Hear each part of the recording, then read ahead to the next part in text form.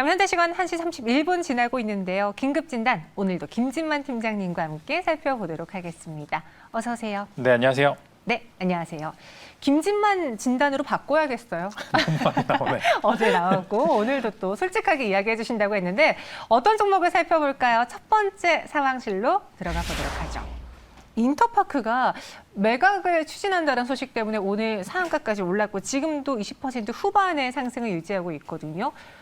잘하고 있는 줄 알았는데 왜 갑자기 매물로 나온 거죠? 네, 잘하고 있으니까 이제 몸값이 올라갔겠죠. 박수 칠 때 떠나라? 네, 그것도 있고요. 아무래도 이 사업에 관련해서 대형 공룡, IT 공룡들인 네이버나 카카오가 관련 사업을 진행을 하고 있기 때문에 매각의 적기라고 좀 볼 수 있었던 것 같습니다.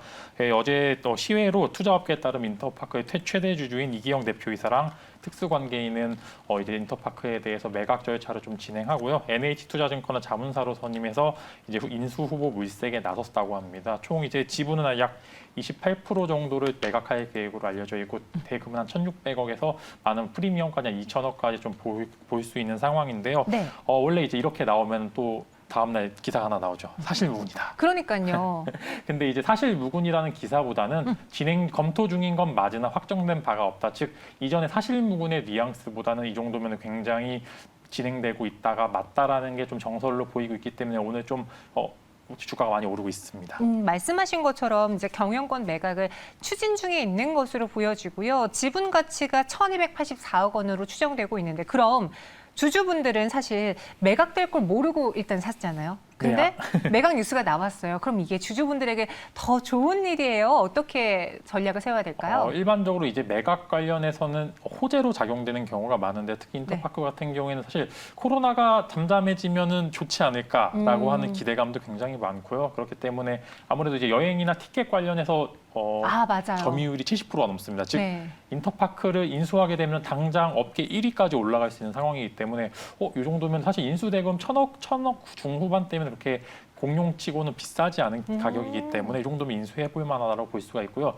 이전 이베이 코리아는 사실 뭐 조 단위가 넘는 매각 이제 대금이 나왔기 때문에 부담스러운데 인터파크는 이제 뭐 전체적인 점유율은 낮지만 특화된 분야가 있기 때문에 훨씬 더 가격적인 메리트도 그다음에 추후 성장 가능성도 같이 보유하고 있기 때문에 오늘 주가 상태가 굉장히 좋은 것 같습니다. 저는 인터파크 하면은 이제 온라인으로 무언가를 사고 파는 거 그것만 생각을 했는데 생각해 보니까 언택트가 아니라 콘택트 주기도 하네요. 티켓 값과 또 관련이 되어 있으니까요. 네, 쇼핑도 있고 이제 뭐 언택트 관련한 이제 뭐 여행이나 쇼핑 관련도 굉장히 많이 다루고 있는데 사실 이제 뭐 이렇게 관련해서는 티켓 쪽이 조금 더 메리트가 굉장히 있기 때문에 지금 조금 주가도 많이 오르고 있는 상황인데요. 네. 전체적으로 많이 좀 이제 앞으로 유통 쪽에서는 좀 지각 변동이 많이 있을 것 같습니다. 일단 이베이 코리아도 매각이 됐고요.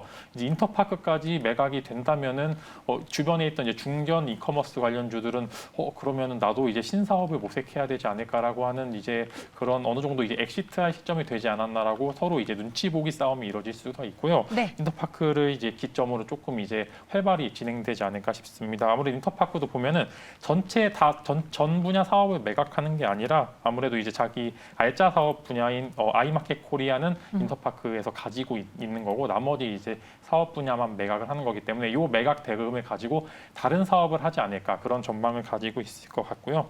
아무래도 이제 기보유제 싸움으로 이제 좀 이제 빨리빨리 끝날 수도 있고 매각 절차가 정말 키네마스터처럼 정말 6개월, 막 1년까지 있을 수도 있기 때문에 보유자분들께서는 긴 싸움을 하실지 이제 짧은 싸움을 하실지 선택의 시간이 오신 것 같습니다.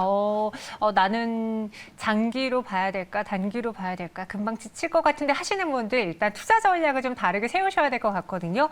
인터파크 차트 보면서 이야기해 볼게요. 지금도 급등을 보여주고 있는데 만약에 인터파크를 대기업이 엄청 비싼 가격에 산다는 뉴스가 또 한 번 나오면 여기서 더 갈 수도 있지 않을까요? 네, 더 갈 수도 있습니다. 네.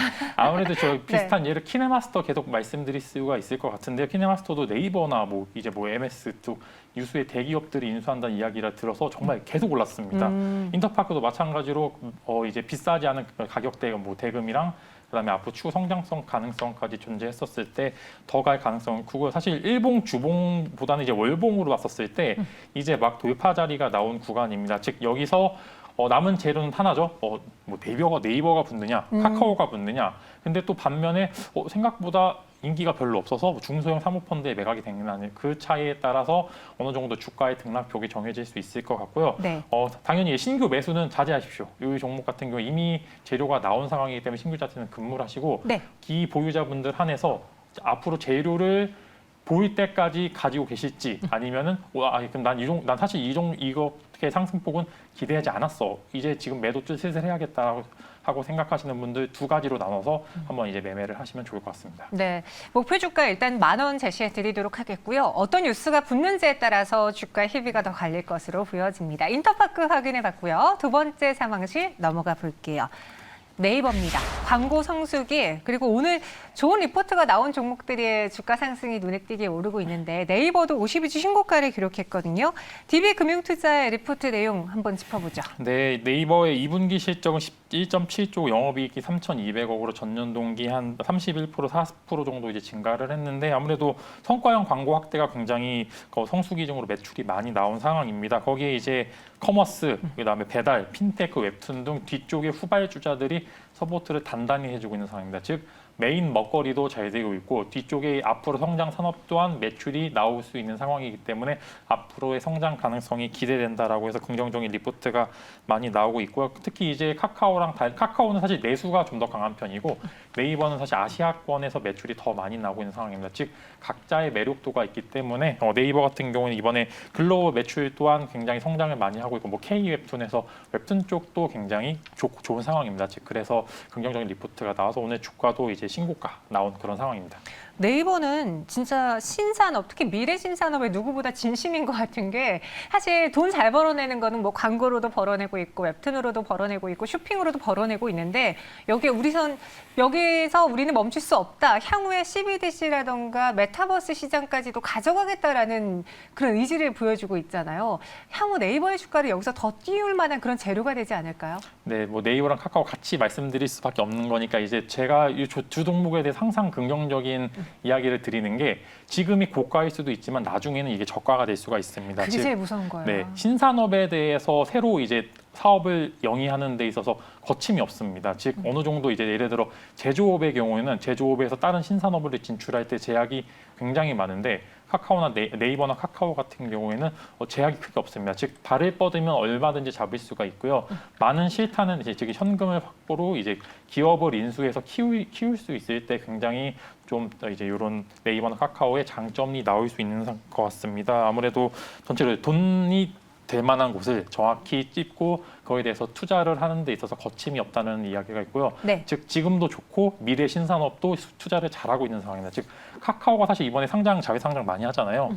이제 그 비슷한 케이스가 네이버가 될 수도 있기 때문에 이렇게 투자를 함으로써 나중에 또 상장을 통해서 또 현금을 확보해서 더 신산업으로 발전할 수 있는 그런 긍정적인 효과가 있을 수 있는 기업이기 때문에 항상 매수 의견과 긍정적인 의견을 드릴 수밖에 없습니다. 그럼 네이버의 가격 전략을 들어볼게요.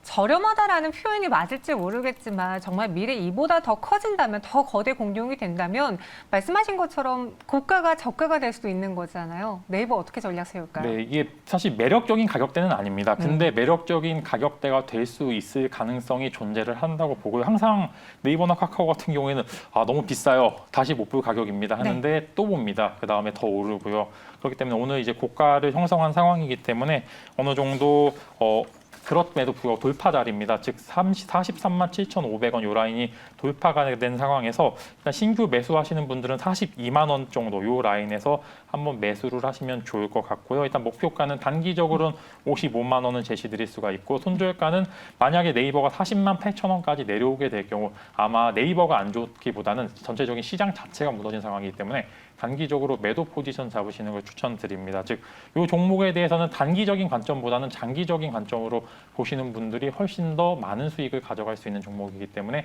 그런 관점 좀 참고하시면 좋을 것 같습니다. 네이버 목표 주가 55만 원, 순저가 40만 8천 원.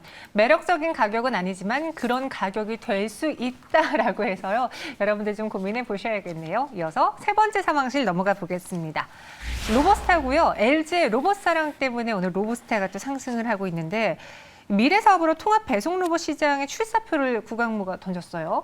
네, 이제 아무래도 전체적으로 로봇 시장에 관련해서 작년에 현대차가 또 보스턴 다이맥스 인수하면서 네. 먼저 이제 스타트를 했고 그 이후에 로봇 산업이 굉장히 발전을 했습니다. 아무래도 전체적으로 일단은 일반적으로 오늘 이제 최저임금이 좀 나오게 됐는데 최저임금이 사실 너무 많이 올랐다고 하는 자영업자분들의 이야기도 있어서 사실 로봇 관련주가 오히려 이제 최저임금 관련주라고 보시는 분들도 많더라고요. 이제 네. 비싸니까 인건비가 비싸니까 로봇으로 대체를 하겠다라고 하는 그런 생각을 가시는 분들도 많고요. 전체적으로 일단은 오른 이유는 이제 최근에 국제 로봇 학회죠. 유비쿼터스 로봇 2020 행사에서 이제 LG 같은 경우에 실내외 통합 로봇 배송을 실시한다고 이제 좀 이야기를 많이 했습니다. 그래서 네. 이 배송은 좀 어느 정도 검증을 거친 후에 올해 말부터 시행을 할 거라고 예상이 되고요. 일단 로보스타나 이제 로보스틱스 같은 경우에 LG의 자회사입니다. 2018년에 LG가 미래 산업에 대해서 요거를 투자를 했고 지분을 10%에서 20% 가짐으로써 자회사로 편입을 했는데요. 그렇기 때문에 전체적으로 로봇 관련에 대한 관련주들이 굉장히 오늘 시세 분출이 강하게 되어 있고 미래 산업으로 LG가 점 찍은 종목이기 때문에 오늘 전체적으로 시세 분출이 강하게 일어나고 있는 것 같습니다. 구강모 회장 발의 그 LG전자에서는 또 로봇이 미래 먹거리가 될 것으로 보여지는데 근데 제가 예전에 로봇 테마를 다룰 때 어떤 분이 그러셨어요. 국내 증시 안에서 정말 찐 로봇 기술 그리고 로봇에 대한 역량을 갖고 있는 회사는 없다라는 표현을 하셨는데 요즘에는 어떤가요?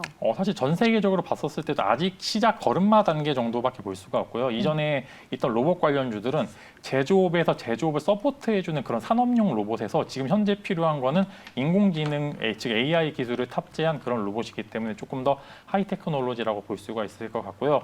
그에 맞춰서 이전에 제조업에서 좀 각광을 받던 로봇 관련주들이 이제 막 부각을 받으면서 이전에 있던 기술을 바탕으로 더 발전을 할 수 있는 그런 단계도 사실 로봇 관련주들 같은 경우에 이전에 데이터가 많이 있어야 되기 때문에 신산업으로 진출하기 어렵습니다. 즉 기존에 있던 종목들이 더 많은 수혜를 받지 않을까 그런 전망 말씀드리고 싶습니다. 진입 장벽이 높다 하셨고요. 저희 유튜브 채팅방에 3D 포니 영화님이 LG와 KT 등 모두 오토메이션, 인건비 절감 프로젝트에 만전을 기하고 있다. 말씀하신 것처럼 최저임금 여파가 있을 것 같아요라고 글을 올려주셨어요. 그럼 로보스타, LG의 로보사랑 더해서 또 최저임금 인상 여파까지 더해서 조금 더 눈여겨봐도 될까요? 가격 전략 어떻게 세워볼까요? 네, 사실 시가총액이 한 2,500억 정도라 좀 부담 없는 자리라고 볼 수가 있고요. 지지도 잘해서 사실 오늘 윗꼬리가 좀 나오긴 했는데요. 이 부분에서 크게 부담이 없는 자리라고 보시면 될 것 같습니다. 즉 위쪽에 매물대가 많지 않다는 거는 산업 자체가 올라갔었을 때 신고가를 갱신할 수 있는 가능성이 굉장히 크다고 보시면 될 것 같고요. 이 윗꼬리는 또 쭉 계속 이슈가 있겠죠. 이슈 관련해서 계속 우상향하는 그런 모습을 보여주지 않을까 싶고요. 매수가는 26,400원 정도로 요 5일선 전후로 지금 이평선이 잘 모여 있는 상태입니다. 여기서 시세 분출하게 되면 강하게 분출할 수 있는 가능성이 크고요. 목표가는 일단 단기적으로 3만 원 제시드릴 수 있을 것 같고 손절가는 25,000원이죠. 요 지지선 라인이 터지게 될 경우에 그때는 좀 단기적으로 매도 포지션 잡으시는 게 좋을 것 같습니다. 네, 성장성은 충분하다. 목표 주가 3만 원, 손절가는 25,000원 제시해드렸고요. 다음 상황실 넘어가 볼게요. 오늘 엔터주들 흐름도 좋은데 YG 엔터테인먼트 하반기 더 기대 중에 있습니다.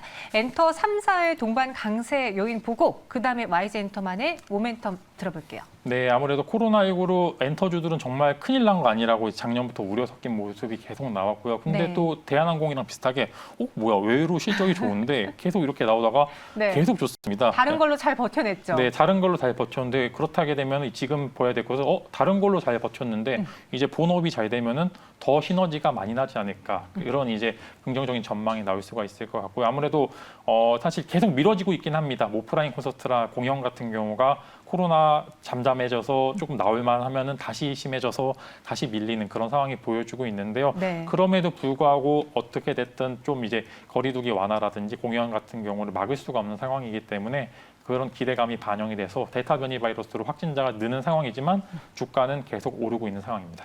제가 사실 YG 엔터테인먼트를 관심 종목으로 뒀었어요. 왜 그러냐면요.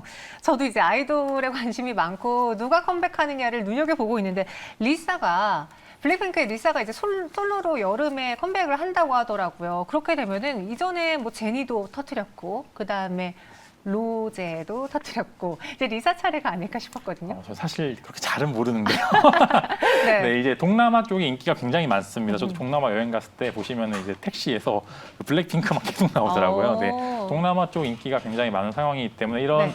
긍정적인 재료를 더해서 주가는 더 갈 수가 있을 것 같고요. 워낙 인기가 많은 그룹의 멤버이다 보니까 조금 더 주가 탄력성이 타 종목군에 비해서 많이 나올 수 있는 거는 사실입니다. 근데 사실 제가 요거는 호재라고 하는데 사실 잘 모릅니다. 제가 아이돌을 잘 모르는 상황이어가지고 네. 그래서 긍정적인 효과는 이어질 수가 있다라고 좀 보시면 좋을 것 같습니다. 저는 사실 리사의 파워를 믿습니다. 아마 또 이번에 기록을 세우지 않을까, YG엔터의 주가를 끌어올리지 않을까 싶은데요. 근데 여기서 우리가 간과해서는 안 되는 게 델타 바이러스 때문에 콘서트 재개 시간이 좀 늦춰질 것으로 보여지거든요. 그럼 주가 회복도 같이 늦춰지는 건지 아니면 이제는 사람들이 빠르게 매수하면서 벌써부터 준비를 하고 있는 건지 가격 전략 세워보죠. 네, 기대감은 항상 주가에 선반영이 되는 것 같고요. 사실 또 한 가지 또 이야기 드리고 싶은 게 엔터주들이 왜 오르냐고 보셨을 때는 지금 이제 뭐 메타버스도 그렇고 IP 즉 지적재산권에 대해서 메리트가 굉장히 올라가고 있습니다. 즉 좋은 가수 라인업이라든지 네. 배우 라인업을 가진 엔터주들이